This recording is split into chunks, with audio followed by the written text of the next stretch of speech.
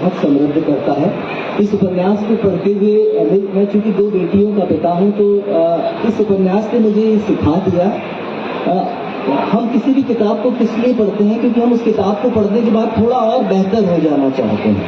हम जहाँ थे वहाँ से थोड़ा और आगे जाना चाहते हैं। इस उपन्यास ने मुझे बहुत बेहतर पिता बना दिया। मुझे सिखाया कि बेटियों की सुनना चाहिए, तो बेटियों की आवाज़ ऐसी ना हो जाए कि आपको चीज़ सुनाती रहे, आपको उसका पिता कहना ना सुनाए। तो मैं खुद के लिए किस उपन्यास को पढ़ने के बाद संकल्प ले रहा हूँ कि मैं कृष्ण से बेहतर पिता बनने की कोशिश करूँगा। ये जब इन्होंने बेटियों के पिता की बात की तो मुझे एक चीज और समझ में आई कि इस वक्त बहुत जरूरी है कि स्त्रियां जो कहे गए किस्से हैं उसे फिर से लिखें। आपने यहाँ पे कृष्ण के एक अलग रूप को दिखाया और दिखाया कि बेटियों की आवाज बहुत जरूरी होती है, और इसी पॉइंट इन टाइम पर पेट बार्कर वुमेन ऑफ ट्रॉय लिखे थे। तो वहाँ वुमेन ऑफ ट्रॉय में जो वहाँ की औरतों थी, उनकी उन औरतों को परदोष दे दिया गया था कि उनकी वजह से ट्रॉय बर्बाद हो गया था।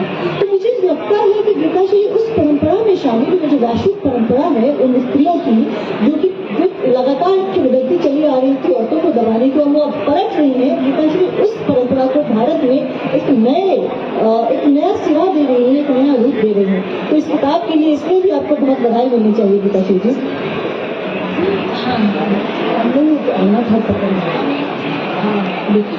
एक दो जरूरी बातें, एक तो ये ध्वनि नहीं जानी चाहिए कि ये कृष्ण विरोध है इसमें, इसलिए कि कृष्ण देवता भी, जिन देवताओं ने जन्म लिया वो भी मनुष्य की तरह ही, चाहे राम हो,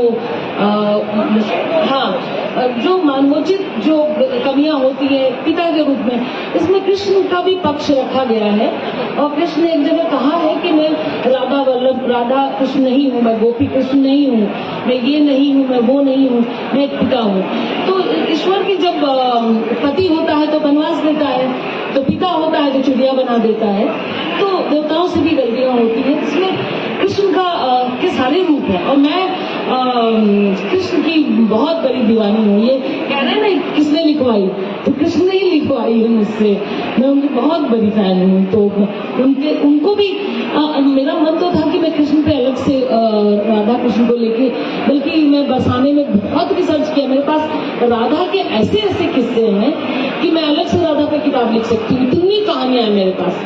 तो मैं चाहती थी कृष्ण को लेकर लिखना, लेकिन सामा एक पर्यावरण से जो उसका प्रेम था उसने मुझसे पहले काम करवा लिया। लेकिन मैं कृष्ण पे भी, कृष्ण के चरित्र को मैं बहुत चौंक होकर देखती हूँ, और अद्भुत चरित्र है उनका।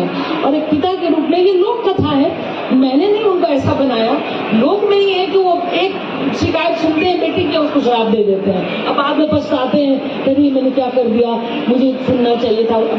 बेटा के साथ उनकी बात है, तो लोक कथा का एक हिस्सा है, उसको मैंने विस्तार दिया है। तो लोक में ही कृष्ण को ऐसे पिता के रूप में दिखाया गया है जो अपनी बेटी को शराब देते हैं, और पूरा मिथिलांचल इस खेल को खेलता है, पूरा एक बहुत बड़ा अंचल है जो इस खेल को खेलता है।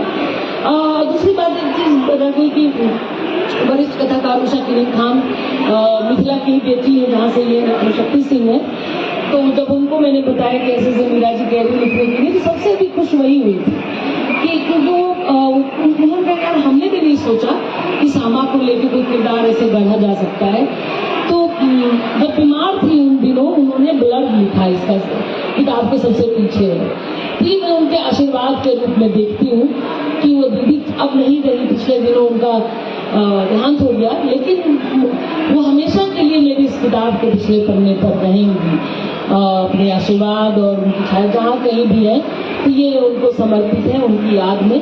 और उनका ये आशीर्वाद है कि आज वो होती किताब देखती तो बहुत खुश होती है, मुझे बहुत आशीष देती, अभी भी दे रही होंगी जहाँ कहीं भी है। उषा दीदी ये आ गई सबकी किताब आपकी सामा चक्र।